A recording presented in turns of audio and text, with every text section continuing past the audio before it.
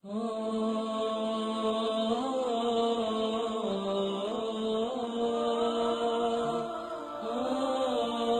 حق کا نام ہے، تیرے دل میں ہے علی؟ ہاں، کوئی حق تو نہیں دبایا، کسی یتیم کا مال تو نہیں کھایا، کسی کے پیسے تو نہیں دینے تجھ کو؟ تو کہتا ہے جکڑ بندی ہو گئی کاروبار میں، تیرے پاس کچھ بھی ہو، کچھ بیچ، اس کا پیسہ پہلا دے دے جو تیرے پاس روز چکر لگا رہا ہے، اس کو آزاد کر، اللہ تجھے آزاد کر دے گا۔ کیو ٹی وی پہ لکھا ہوا تھا جناب، ایک جملہ لکھا ہوا شکیل بخاری صاحب، لکھا تھا ایک صاحب تھے کہ باہر نکلتا ہوں، کبھی کوئی خوف میں رکھتا ہے، کبھی بل خوف میں رکھتے ہیں، کبھی ٹیکس خوف میں رکھتا ہے، کبھی فلاں چیز خوف میں رکھتی ہے، کبھی یہ چیز خوف میں رکھتی ہے، کبھی کاروبار میں بدماش چلے آتے ہیں۔ خدا کی قسم فقیر نے ایک جملہ کہا، کہنے لگا اللہ کہتا ہے جن کا تو وارث ہے اپنے گھر میں ان کو حالت خوف میں نہ رکھ، ورنہ اللہ تجھے باہر حالت خوف میں رکھے گا۔ خدا کی قسم یہ میں معجزہ دے رہا ہوں گھر میں جانا اپنے جو جسٹ میرڈ ہیں، جن کی بیویاں ہیں، آج مولا علی کی محفل کے صفحے میں جو مولا علی کا پیغام ہے وہ دینا چاہتا ہوں میں۔ تم گھر جانا اور اپنی زوجہ سے صرف ایک لفظ کہنا کہ اگر کبھی تجھے زندگی میں میری کوئی بات بری لگی ہو تو آج بھی فاطمہ الزہرا سلام اللہ علیہ کے صدقے میں مجھے معاف کر دے، اور میں کوشش کروں گا کہ میں غصہ نہ کروں تاکہ باہر والے مجھ پہ غصہ نہ کریں۔ کل کا سورج نکلے اس سید کی زبان یاد رکھنا، دنیا مہربان ہو جائے گی یہاں پر، خوف ہٹ جائیں گی دل سے۔ جن کا تو وارث ہے ان کو حالت خوف میں رکھے گا تو جو تیرا وارث ہے تجھ کو ہلکا سا ٹچ تو دے گا نا، پھر بھی وہ بڑا رحیم ہے، پھر بھی بڑا رحمان و رحیم ہے۔ اور جو میرے بچے یہاں بیٹھے ہیں، بہت دور دور سے چھوٹے چھوٹے بچے آئے ہیں، اچھا کیا لینے آئے ہو؟ خیبر سننے؟ مولوی صاحب سنائیں گے۔ خندق سننے؟ وہ بھی مولوی صاحب سنائیں گے تم کو۔ میں تو بیٹا یہ بتا رہا ہوں کہ تمہارے باپ کے بال اب سفید ہونا شروع ہو گئے، چشمہ لگ گیا ہے بیٹا، تمہارا اسکول نہ جانا ان کے کلیجے کو کاٹ دیتا ہے، تمہارا کاروبار میں دلچسپی نہ لینا جو اتنی تنکا کر کے تمہارے باپ نے ایک سواری بنائی ہے، تم دیکھتے نہیں ہو کہ گھنٹوں یہ اکیلا بیٹھا کیا سوچتا رہتا ہے؟ تم سمجھتے ہو ٹی وی دیکھ رہا ہے، خدا کی قسم ٹی وی نہیں دیکھ رہا ہوتا، یہ یہی سوچ رہا ہوتا ہے کہ پتہ نہیں ہم میرے یہ 3 بیٹے ہیں 2 بیٹے ہیں، اللہ میرے کاروبار کو سنبھال لے، میری عزت کو سنبھال لے۔ تو میرے بچوں جہاں جہاں مولا علی کہ اس میں تم لوگ آئے ہو، وفادار ہو جاؤ اپنے ماں باپ کے، اس سے پہلے کہ وقت تمہارا گزر جائے، اس سے پہلے کہ تمہاری اولاد ہو جائے۔ ہائے ہائے ہائے، مزہ تو اس مجلس حسین مولوی صاحب، مزہ تو مجلس حسین کا جب ہے، فقیر کہتا ہے کہ مجلس ختم ہو 250 بچے اپنے باپ کی جوتیاں لے کے کھڑے ہو۔ یہ ہے درس، 10 مجلسوں کا وہ مزہ نہیں، وہ اثر نہیں، صرف مجلس ختم ہو۔ میں نے اپنی آنکھ سے دیکھا، میرا باپ دنیا سے چلا گیا، جب دنیا سے چلا گیا تو میری ماں نے جائیداد رکھی، آؤ اپنے باپ کی جائیداد بیٹو، بین الاقوامی شہرت یافتہ ہو، دنیا میں تمہیں سب جانتے ہیں ندیم سرور، آؤ اپنے باپ کی جائیداد بانٹ لو۔ ہم 6 بہن بھائی بیٹھ گئے۔ میرے باپ کی جائیداد کیا تھی پتہ ہے؟ 6 جوڑے پوری زندگی کے، ایک ٹین کا بکس، غریب نہیں تھا حالانکہ، 2 ایک جوتا، ایک چپل، ایک چشمہ، 7-8 انگوٹھیاں، ایک ٹوپی، ایک جانماز، یہ جائیداد تھی ندیم سرور کے باپ کی۔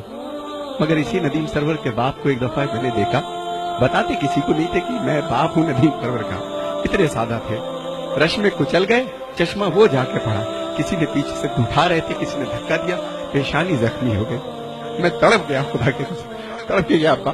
میں نے کہا ابو یہ کیا ہو گیا؟ ارے نہیں میرا بچہ، ہائے ہائے، جس نے مجھے چلنا سکھایا، جس نے مجھے بولنا سکھایا، جس نے میری ناپاکی کو برداشت کیا، 10 بار میرے سوال کے جواب کو دیا، یہی تمہارے باپ جو بیٹھے ہیں، انہوں نے تمہیں چلنا سکھایا میرے بچوں، انہوں نے تمہیں بولنا سکھایا۔ ماں کے اور باپ کے اب بدن میں وہ طاقت نہیں رہی، شادی ہو گئی تمہاری، اپنے کمرے میں جانے سے پہلے کم سے کم اگر تمہارے پاس وقت ہے تو 1 گھنٹہ اپنے ماں باپ کے پاس بیٹھو، یہ تمہارا انتظار کرتے ہیں، تم کچھ بھی کر لو یہ تمہارے لیے دعا کریں گے، دعا کریں گے۔ شادی ہو گئی، تم گھر میں آئے سیدھے اپنے کمرے میں، تمہیں نئی زندگی مل گئی، مگر وہ آنکھیں، ہائے ہائے، وہ آنکھیں اوڑھتی خود تو بوسیدہ لباسوں کے کفن اور چاہتوں کے پیرہن تم کو پہناتی ہے ماں، ہائے ہائے ہائے، پہلے بچے کو کھلاتی ہے بڑے ہی شوق سے، بعد میں جو کچھ بچے وہ شوق سے کھاتی ہے ماں. اور پیار کہتے ہیں کسے اور مامتا کیا چیز ہے؟ کوئی ان بچوں سے پوچھے جن کی مر جاتی ہے. خدا تمہارے ماں باپ کو قائم رکھے. میرے بچوں، چاہتے ہو تمہیں علی مل جائے؟ چاہتے ہو تمہیں حسین مل جائے؟ وہ بی بی سرکار حسین کی ماں ہے. کس کو چلا ہے من تو منانے؟ ہے تیرے پاس اتنا بڑا کردار کہ تو حسین کی ماں کو منا لے؟ اس کی جو کنیز تیرے گھر میں ہے نا، تیری ماں، پہلے اس کو منا. پہلے اس کو راضی کر، پھر تیری بی بی راضی ہوگی. خدا کی قسم اس علی کو منانے چلا ہے. ہائے ہائے، یہ غلام جو علی کا، جس نے تجھے چلنا بولنا سکھایا، پہلے اس کو سکھا. تو میرے بچوں، یہ مت سمجھنا تم جتنے یہاں بیٹھے ہو کہ تم چل رہے ہو پھر رہے ہو، تمہارے باپ بے وقوف ہے. نہیں، زندگی گزاری سب جانتے ہیں کہ تمہارے تیز قدم کس چیز کی نشاندہی ہے. تمہارا اٹھنا بیٹھنا کیا سوچ رہے ہو، کیا باتیں کرتے ہو، ان بچوں تمہارے ماں باپ کو سب پتا ہے. لیکن ان کو کبھی کبھی خوف ہو جاتا ہے کہ بچہ بڑا ہو چلا ہے، کہیں بدتمیزی نہ کر جائے. تو میرے بچوں، جنہوں نے تمہیں پال پوس کر کے جوان کیا ہے، آج اپنے باپ کا کاروبار دیکھو. اور وہ بچیاں جو اپنے بھر کے انتظار میں ہیں، میرا بیٹا، بیٹیوں جوان ہو رہی ہے، ایک بات ذہن میں یاد رکھنا کہ جو ماں باپ تمہاری زندگی کا فیصلہ کریں، وہ گویا بی بی فاطمہ الزہرا نے فیصلہ کیا تم لوگوں کا. اور میری بہنوں کے لیے ایک پیغام ہے. اے میری بہنوں، جب تک تمہارے سر ڈھکے ہیں اس وقت تک ہمارے سر اٹھے ہیں. میرے حسینیوں، یہی بات ہے کہ نہیں ہے؟ جب تک ہماری بہنوں کے سر ڈھکے ہیں، جب تک تمہارے کردار سلامت ہیں، جب تک تمہارے، بے شک تم کالج جاؤ، یونیورسٹی جاؤ، جو چاہے کام کرو، کردار کے ساتھ لگے کہ علی والی ہو. جب چلو تو لگے کہ کسی علی والے کی بہن ہو، کسی کی بیوی ہو، کسی کی ماں ہو، کسی کی زوجہ ہو. یہی میرا ایک پیغام ہے آج کے مولا علی کا. مولا علی کا غم کیا ہے میں اس کو بھی پیش کروں گا. مگر میرے بچوں، جی اب جو میرے بچے یہاں بیٹھے ہیں، 2 شعر میں پڑھوں گا صرف تنہائی پر، کہ میرے بچوں، جتنی تمہاری تنہائی پاک ہوگی، جب تنہا ہوا کرو تو ایک چیز پڑھا کرو، سورہ الحمد کی تلاوت کیا کرو. کیا سورہ؟ میں زیادہ بول رہا ہوں، آپ بور نہ ہوئیے گا، لیکن